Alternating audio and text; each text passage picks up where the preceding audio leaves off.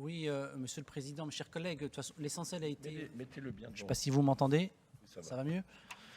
Oui, Monsieur le Président, mes chers collègues, l'essentiel a été énoncé et vous comprendrez qu'on votera bien évidemment ce rapport. C'est un sujet qui rassemble et un sujet extrêmement important, et c'est un euphémisme. Simplement pour vous dire qu'il y a quand même les chiffres qui sont très inquiétants, puisqu'au niveau national, la violence conjugale, extra-conjugale a augmenté de 15% en 2022. Et c'est intolérable et c'est insupportable. Et donc il apparaît nécessaire de poursuivre ce plan et ses déclinaisons dans tous les territoires, les villes, les campagnes, les quartiers politiques de la ville.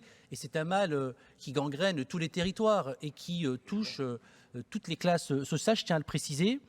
Je salue d'ailleurs le dynamisme partenarial très exemplaire à l'échelle du département de la Côte d'Or, qui a été renforcé notamment avec un engagement de 26 signataires, dont Dijon Métropole et la ville de Dijon, notamment dans le cadre de la signature du protocole départemental de prévention et de lutte contre les violences conjugales.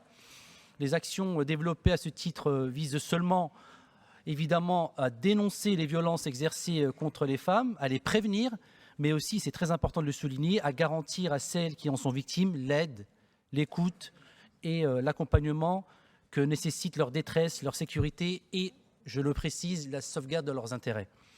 D'ailleurs, à titre d'information, Monsieur le Président, la ville de Dijon va mettre à disposition de nouveaux locaux, suite notamment aux travaux de réhabilitation de la maison des associations où l'association est installée, donc de nouveaux locaux sécurisés avec des espaces d'accueil pour des entretiens individuels, des espaces collectifs, des salles de réunion et des ateliers.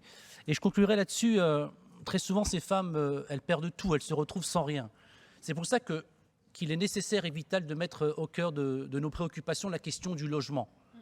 Parce qu'on s'aperçoit que malheureusement, ces femmes se retrouvent en fait sans hébergement, dans des situations de grande précarité, hébergées dans des foyers ou dans des hôtels. Et je pense qu'il est nécessaire que les bailleurs sociaux, d'ailleurs c'est une de nos priorités à travers l'Union sociale de l'habitat Bourgogne-Franche-Comté, c'est de faire en sorte qu'elles deviennent prioritaires. Et que lorsqu'on instruit des dossiers, il faut qu'elles aient justement le sentiment de pouvoir avancer et que la puissance publique, y compris les bailleurs sociaux, sont véritablement en première ligne pour leur apporter des réponses. Et c'est pour ça que je dis que construire un logement, c'est la première des dignités. Et lorsque les uns et les autres, on organise des permanences d'élus et qu'on reçoit malheureusement, c'est un phénomène très prégnant qui monte en puissance des femmes qui subissent des violences, je pense qu'on a un devoir moral de leur apporter des solutions et que la question du logement ne doit pas être éludée et écartée. Voilà, Monsieur le Président, ce que je voulais dire en quelques mots. Bien évidemment, on votera ce rapport.